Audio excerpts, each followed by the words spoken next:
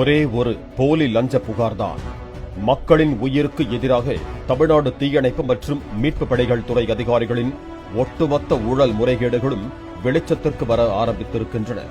அதுவும் தனியார் மருத்துவமனையில் தீப்பிடித்து 6 பேர் உயிரிழந்த கொடூர சம்பவத்தின் பின்னணியில் நடந்த முறைகேடும் வெளிச்சத்திற்கு வர ஆரம்பித்திருக்கிறது. இதுவரை தூத்துக்குடி தீயணைப்பு வீரர் ஆனந்த், அவரது உறவினர் முத்துசுடலை, முகமூடி அணிந்து பணத்தை கொண்டு போய் வைத்த வசூலிஸ்ட் விஜய், திருநெல்வேலி டவுன் தீயணைப்பு வீரர் மூர்த்தி மற்றும் சென்னை அம்பத்தூர் தீயணைப்பு வீரர் முருகேசன் ஆகியோர் கைது செய்யப்பட்ட நிலையில் இன்னும் பலர் கைது செய்யப்பட இருக்கிறார்கள் என அதிர்ச்சி தகவல் வெளியாகியுள்ளது. தீ விபத்து, மழை, வெள்ளம், புயல், கட்டிட விபத்துகள் என எந்த பேரிடர் ஏற்பட்டாலும் உடனடியாக ஓடி வந்து உயிரை காப்பாற்றுவது மட்டுமல்ல, குடியிருப்புகள், வணிக வளாகங்கள் மற்றும் தொழிற்சாலை கட்டடங்கள், பள்ளிகள், மருத்துவமனைகள் போன்றவற்றில் தீ விபத்து ஏற்படாமல் தடுக்கும் விதமாக ஃபயர் லைசன்ஸ் அளிப்பதும் தமிழ்நாடு தீயணைப்பு மற்றும் மீட்பு பணிகள் துறையினர்தான்.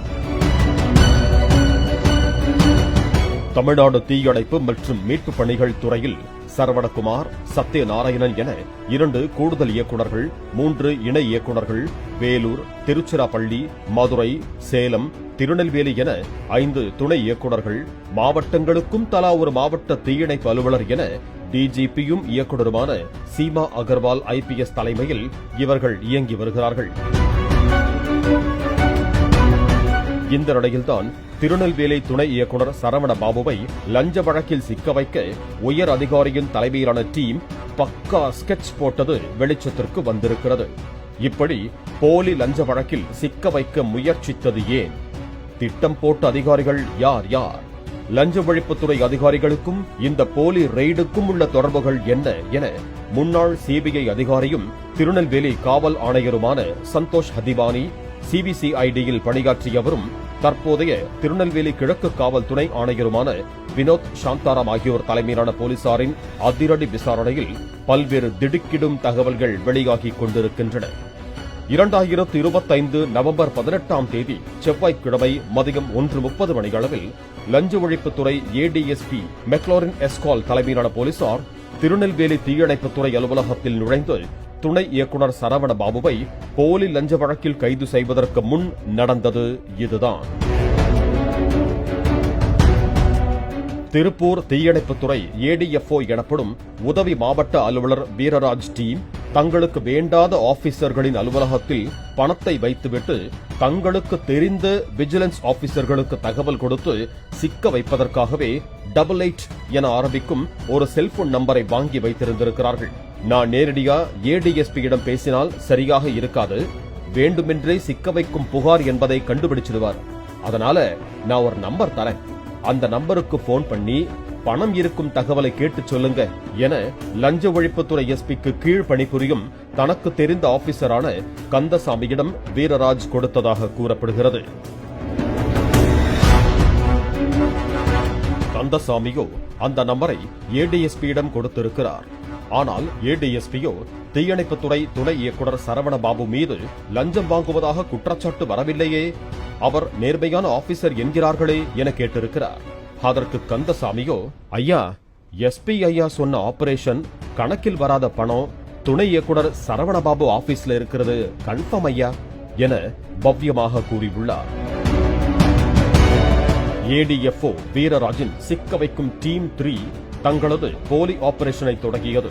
அதாவது வீரராஜின் லெப்ட் ஹேண்டான தூத்துக்குடி தீயணைப்பு வீரர் ஆனந்திடம்தான் அந்த போலி ஆபரேஷனுக்கு பயன்படுத்தும் ஃபோர்ஜரி செல் நம்பர் இருந்துள்ளது. அவர் பேசினால் மாட்டிக்கொள்வோம் என்பதால் தனது உறவினர் சகோதரனான முத்துசுடலையை வைத்து லஞ்ச ஒழிப்புத்துறை ADSPயிடம் பேச வைத்திருக்கிறார் தீயணைப்பு வீரர் ஆனந்த். முத்துசுடலையும் யாரடி நீமோகினி படத்தில் தனுஷுக்கு உதவ நயன்தாராவிடம் பேசும் கருணாசை போல ஒரு வழியாக தகவலை கூறியுள்ளார். பிறகு 18ஆம் தேதி 10 மணியளவில் திருநெல்வேலி தீயணைப்புத்துறை அருகில் உள்ள குலவணிகர்புரம் ரயில்வே கேட் அருகே ஆனந்தும் முத்துசுடலையும் ஓவர் என இன்ஃபர்மேஷனை கொடுத்தபடி துணை இயக்குநர் சரவண பாபுவை சிக்க வைக்கும் பேரார்வத்தோடு காத்திருந்திருக்கிறார்கள். 1:30 மணிக்கு திருநெல்வேலி தீயணைப்புத்துறை அலுவலகத்தில் ஏடிஎஸ்பி தலைமையிலான லஞ்ச ஒழிப்புத்துறை போலீசார் உள்ளே நுழைந்ததும் பணம் சிக்கவில்லை. பிறகு ஆனந்தின் உறவினர் முத்துச்சுடலை சொன்ன தகவலின் அடிப்படையில் கபோர்டில் இருந்து கட்டுக்கட்டாக 500 ரூபாய் நோட்டுகளை பறிமுதல் செய்ய ஆரம்பித்தனர். கிட்டத்தட்ட 2,51,000 ரூபாய் கணக்கில் வராத பணத்தை பறிமுதல் செய்தனர் லஞ்ச ஒழிப்பு போலீசார். கந்தசாமி தான், நீ கொடுத்த இன்ஃபர்மேஷன் கரெக்டியா? ஆபரேஷன் சக்சஸ் என உற்சாகமான போலீசார் தீயணைப்புத்துறை துணை இயக்குனர் சரவண பாபுவை ரவுண்ட் அப் செய்தனர். பிறகு தொடர்ந்து வந்த ஊடகங்களும் வீடியோ போட்டோக்களை எடுக்க ஆரம்பிக்க பரபரப்புக்குள்ளானது தீயணைப்புத்துறை அலுவலகம். அதிர்ச்சியில் உறைந்து போனார் துணை இயக்குனர் சரவண பாபு. நேர்மையான ஆபீசர் என பெயர் பெற்ற துணை இயக்குனர் சரவண பாபுவின் அலுவலகத்தில் கணக்கில் வராத 2,51,000 பணம் கட்டுக்கட்டாக இருந்தது எப்படி? வீரராஜின் பணம் வைக்கும் டீம் 2 ஏற்கனவே இந்த வேலையை பார்த்திருக்கிறது. ஆனால் திருநெல்வேலி தீயணைப்புத்துறை அலுவலகத்தில் 17ஆம் தேதி இரவு பணத்தை கொண்டு போய் வைக்கும் காட்சியானது எதிர் வீட்டு சிசிடிவியில் பதிவானது 20ஆம் தேதி வியாழக்கிழமை கிடைத்த பிறகுதான் இந்த லஞ்ச புகார் யூ டர்ன் எடுக்க ஆரம்பிக்கிறது. ஆனாலும் சிசிடிவியில் முகமூடி அணிந்திருப்பது யார் என்பதை உடனடியாக கண்டுபிடிக்க முடியவில்லை. இந்த நிலையில்தான் டீம் 3 வசமாக சிக்குகிறது. அதாவது லஞ்ச ஒழிப்பு துறைக்கு போலி புகார்களை கொடுப்பதற்காகவே வைத்திருந்த அந்த நம்பரில் இருந்து பலருக்கும் தகவல் கொடுக்க ஆனந்தும் முத்து சுடலையும் முயற்சிக்க அந்த நம்பருக்கு பல நாட்களாக ரீசார்ஜ் செய்யாமல் இருந்ததால் அவுட் கோயிங் காலுக்காக ரீசார்ஜ் செய்ய வேண்டிய கட்டாயத்திற்கு ஆளாகி இருக்கிறார்கள்.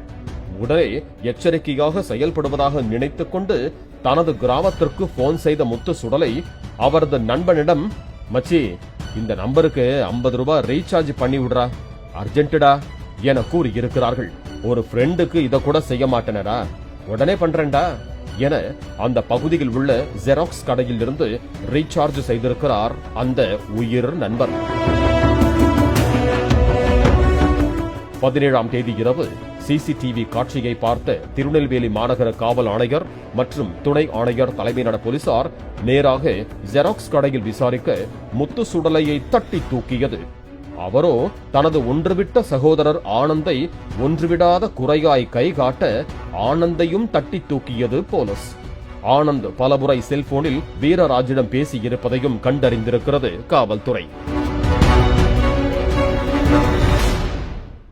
இன்னொரு பக்கம் பணத்தை கொண்டு வந்து வைத்த விஜயை மும்பை தாராவியில் வைத்து கைது செய்தது திருநெல்வேலி மாநகர தனிப்படை டீம். அவரிடம் நடத்தப்பட்ட விசாரணையில் பணத்தை வைக்க பணம் தருகிறேன் என 40,000 ரூபாய் அட்வான்ஸ் கொடுத்த தீயணைப்பு வீரர்கள் மூர்த்தி, சென்னை அம்பத்தூர் தீயணைப்பு வீரர் முருகேசன் சிக்கினர். இவர்களும் பலமுறை வீரராஜுடன் செல்போனில் பேசியிருப்பது தெரிய வந்துள்ளதாக கூறப்படுகிறது. இவர்களுடன் இது தொடர்பாக பலமுறை செல்போனில் பேசிக் கொண்டிருந்த கோவை ஏடிஎஃப்ஓ அழகர்சாமி, எழும்பூர் தீயணைப்புத்துறை நிலைய அலுவலர் மோரிஸ், தூத்துக்குடி டிஎஃப்ஓ கணேசன் என தீயணைப்புத் துறையை சேர்ந்த பலரும் விசாரணை வளையத்திற்குள் கொண்டு வரப்பட்டுள்ளதாக தகவல் வெளியாகி உள்ளது. இதில் தூத்துக்குடி மாவட்ட தீயணைப்பு அலுவலரான கணேசன், திண்டுக்கல் மாவட்டத்தில் தனியார் மருத்துவமனையில் ஏற்பட்ட தீ விபத்தில் 6 பேர் பரிதாபமாக உயிரிழந்த புகாரில் சம்பந்தப்பட்டவர் எனவும் கூறப்படுகிறது. அதாவது திண்டுக்கல்லைச் சேர்ந்த அந்த தனியார் மருத்துவமனையில் முறையான விதிமுறைகளை கடைபிடிக்கவில்லை. இதனால் தீ விபத்து ஏற்பட வாய்ப்புள்ளது என்பதை முன்கூட்டியே உணர்ந்த அப்போதைய திண்டுக்கல் மாவட்ட தீயணைப்பு அலுவலர் ஃபயர் லைசன்ஸ் கொடுக்காமல் 2 முறை நிராகரித்திருக்கிறார்.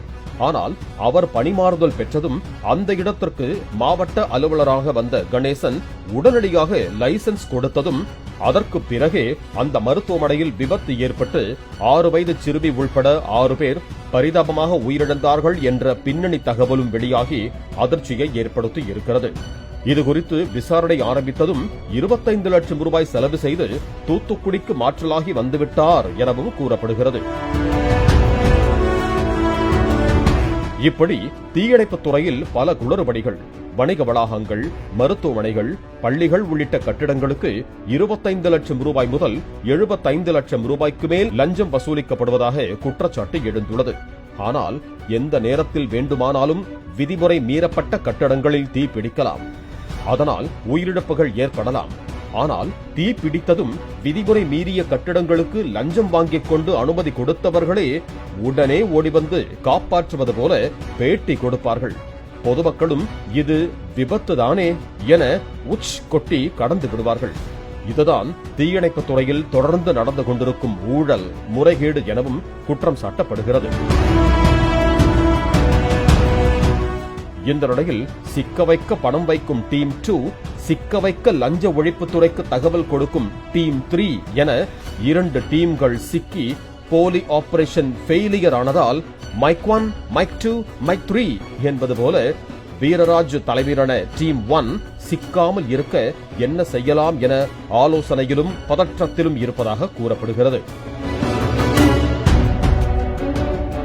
நாகர்கோவிலில் டிஎஃப்ஓ எனப்படும் மாவட்ட தீயணைப்பு அலுவலராக சரவணபாபு இருக்கும் போது தீயணைப்பு துறையில் பணம் பெற்றுக்கொண்டு கட்டிடங்களுக்கு போலியாக தடையில்லா சான்று வழங்கியிருப்பதாக புகார் கொடுத்திருக்கிறார். சென்னையில் உள்ள உயர் அதிகாரிகளுக்கும் இதில் தொடர்பு இருந்துள்ளது. இதனால் இதில் தொடர்புடையவர்கள் கஷ்டப்பட்டு தப்பித்ததாக கூறப்படுகிறது. மேலும் தங்களுக்கு தெரிந்தவர்களுக்கு விதிமுறையை மீறி இருந்தாலும் ஃபயர் லைசன்ஸ் கொடுக்கச் சொல்லி பரிந்துரை செய்ததாகவும் அதற்கு சரவணபாபு மறுத்து வந்ததால் பலரும் இவர் மீது கோபமாக இருந்ததாகவும் கூறப்படுகிறது. இதற்காக பழிவாங்கவே வீரராஜ் டீம்கள் அமைத்து செயல்பட்டதாக தகவல் வெளியாகி உள்ளது. வீரராஜ் எங்கெங்கெல்லாம் இருக்கிறாரோ அவருக்கு பிடிக்காத ஆபீசர்களை ஏற்கனவே இப்படி சிக்க வைத்திருக்கிறார் என்ற குற்றச்சாட்டு உள்ளது. லஞ்ச ஒழிப்புத் துறையின் கேம்பில் பணிபுரியும் கேம்ப் கிளர்க் கந்தசாமியின் செல்போனும் பறிமுதல் செய்யப்பட்டு விசாரணை வளையத்திற்குள் உள்ளதாக கூறப்படுகிறது. வீரராஜ் சிக்கினால் அவரது வாக்குமூலத்தின் மூலம் சென்னை தலைமையகத்தில் உள்ள மெயின் கேங் லீடரான அந்த உயர் அதிகாரியும் சிக்குவார் என தகவல் வெளியாகி உள்ளது. முந்தைய இரவு பணம் வைக்கும் சிசிடிவி காட்சி வரவில்லை என்றால் துணை இயக்குனர் சரவணபாபு கைதாகியிருப்பார். இந்த சதித்திட்டத்தில் ஈடுபட்டவர்கள் எல்லாம் தப்பித்திருப்பார்கள். லஞ்சம் வாங்கும் போது ஒருவர் கையும் களவுமாக பிடிபடுவதில் லஞ்ச ஒழிப்பு அதிகாரிகள் மீது எந்த சந்தேகமும் பட முடியாது. அதுவே அலுவலகத்திலோ அவர்களது வாகனத்திலோ வீடுகளிலோ கணக்கில் வராத பணம் இருக்கிறது என புகார் வந்தால் அது எதனால் வந்த பணம், எப்படி வந்த பணம் என்பதை தீர விசாரித்த பிறகே அந்த அதிகாரி மீது நடவடிக்கை எடுக்க வேண்டும் என கோரிக்கை எழுந்துள்ளது.